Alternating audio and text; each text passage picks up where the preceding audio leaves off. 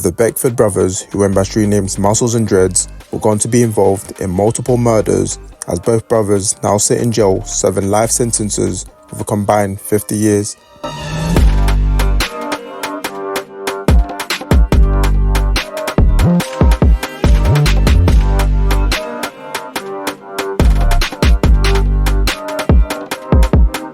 The sort of feeling that they were untouchable and that they could do that and not have to worry about the consequences.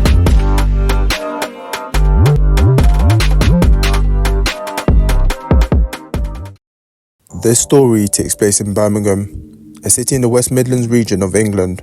With Birmingham being the second largest city in the UK, it's prone to a lot of gang violence and drug operations. And in the late 90s, around Handsworth and Soho Road, a gang would now start to emerge, known as the Burgar Bar Boys. The Burgar Bar Boys got their name from a local burger bar around the area, where members used to meet up and bonded over their financial struggles. The gang would be involved in drug dealings and robberies, but on the other side of the field, you had the Johnson crew from Aston, who would become their biggest rivals. It's not really known what caused the war between the two gangs, with people speculating this was over petty things like PlayStation Street Fighter bets and small arguments, but escalated into what would be a deadly war that saw multiple people lose their lives. You see, the war between the Burgar Bar Boys and the Johnson crew turned the two areas into a hunting ground, with drive-by shootings becoming an everyday thing, and teenagers getting attacked outside of community centres, barbershops, and even on their way to college. In December 2002, a Burgar Bar member called Johan Martin was in his car, parked up in West Bromwich, when several men ambushed him and he was gunned down and killed. The Burgar Boys got news of what happened, and Johan's brother Nathan believed the Johnson crew were behind his brother's death, so now they had to even the scores. A couple months after, on New Year's Eve, a party will be happening in the Aston area where the Johnson crew are based. The Burgar Boys will get news of the party, and this is now their chance to get their revenge for the murder of their member. Nathan and the other members bought a red Ford Mondeo and will drive it up to the Aston area where the party was taking place. The gang will spot a group of teenagers who are believed to be part of the Johnson crew, and in the blink of an eye, they will open fire at a crowd of people. The gang let off multiple shots, but instead of hitting the group of boys, they ended up accidentally shooting and killing 17-year-old Charlene Ellis and 18-year-old Letitia Shakespeare. The gang also shot and injured two other innocent people who were friends of Charlene and Letitia. 2 years later, Nathan and the other three Burgar Bar Boys were convicted of murder and given a life sentence.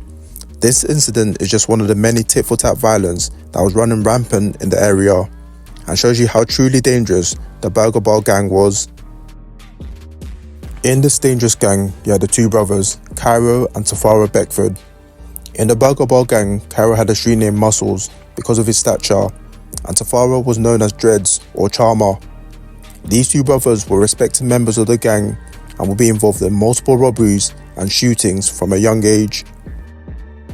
The Beckford brothers are half-brothers of the famous singer and actress Jamelia Davis, but when her career took off, the brothers were still trapped in the gang life and would cause havoc in the streets of Birmingham before everything came to an end.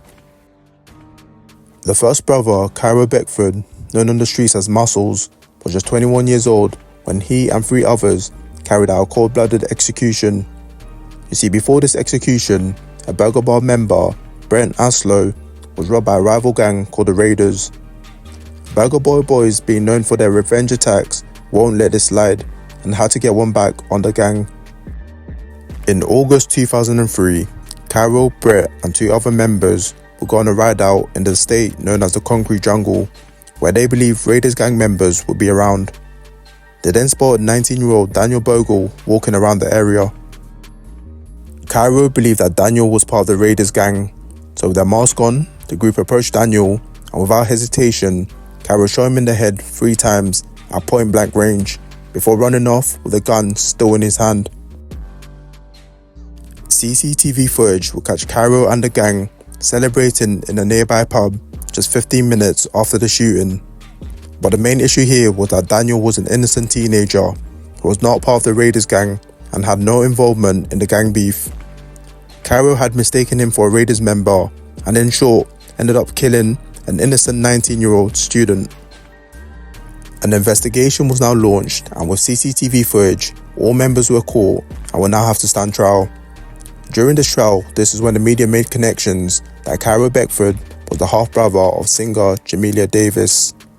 It was also found that Kairo Beckford was cleared of another murder in 2001 when police raided Jamelia's mother's house to arrest him.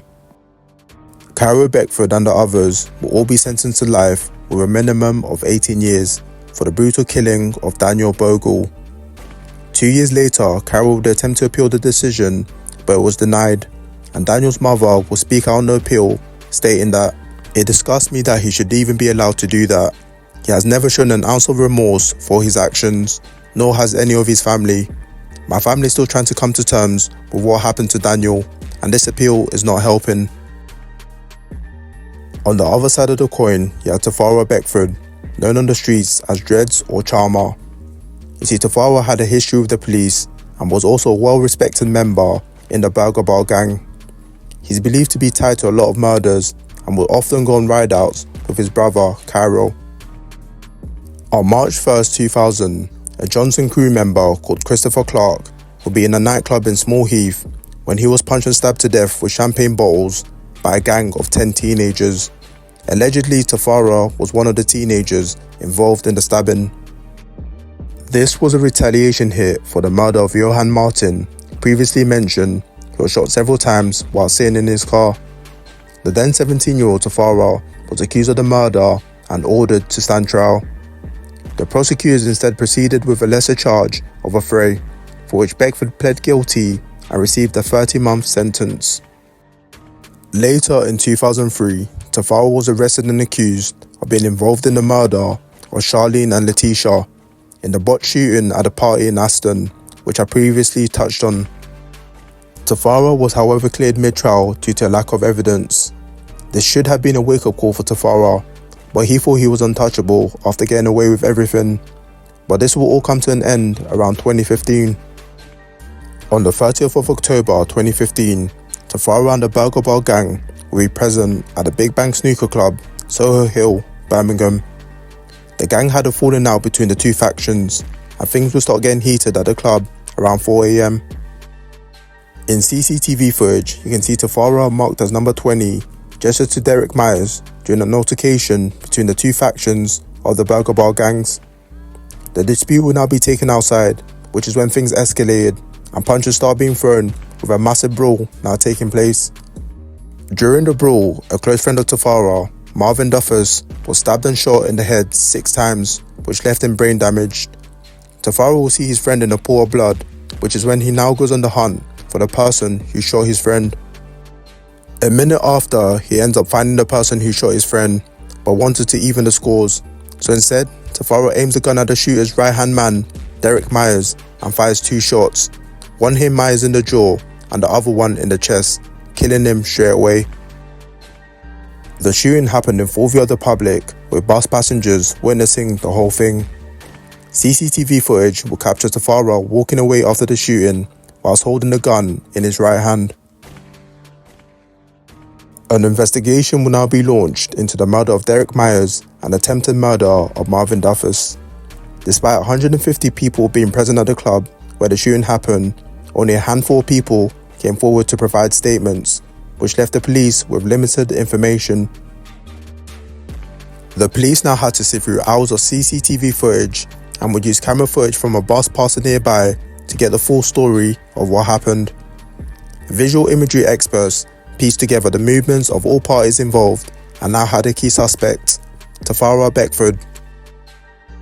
Tafarwa Beckford, knowing the police would come looking for him, would go on the run, and because the police knew his nickname was Dreads, he'll carve his dreadlocks to try hide and avoid arrest. 15 days as a wanted man, Tafarwa would finally be caught and now charged with the murder of Derek Myers. Tafarwa had 3 separate trials due to hung juries in November 2016 and April 2018. The media will once again find that Tafarwa is another one of the half-brothers of singer Jamelia. So for the final trial, he'll tried under the name Theodore Beckford to prevent bias from his gang reputation and relation to Jamelia. A Colt revolver used to shoot Marvin Duffus was found by West Midlands police months later, hidden in the bedroom of an address in Rowland Street, Birmingham. 2 women were suspected of holding guns for the gang were jailed for 5 years. December 14th, 2018, Tafarwa Beckford was found guilty of murdering Derek Myers and was given a life sentence. He has been ordered to serve a minimum of 32 years in prison before he is considered for release. This is one of the longest gang-related sentencing in Birmingham. The Beckford brothers will now be sitting in jail with life sentences to their name. As members of the gang grew older and slowly started leaving the criminal life, the Burgar Bar Boys being a fading memory of a dangerous and violent gang that ran the streets of Birmingham. Jamelia would later speak about her half-brother Carro in an interview and how his life changed whilst in prison. For rehabilitation, I actually have a brother in prison who is doing 18 years for committing murder. When he went into prison, he was, he was the type of person who would have committed a murder. He was 18 years old. Now he is a man. He's going to come out of prison as a changed man, and I think there's a lot to be said for the work that has been done to rehabilitate him. The Beckford brothers lived a life of violence and crime, and in the end this led to them becoming murderers and spending the majority of their lives behind bars. Like I say in every outro, if you take anything from this video, let it be that the gang life is truly not something you want to be involved in. You got family and friends that fully care for you, so stay smart and let me know in the comments if I missed anything. I'll see you lot in the next one. God bless.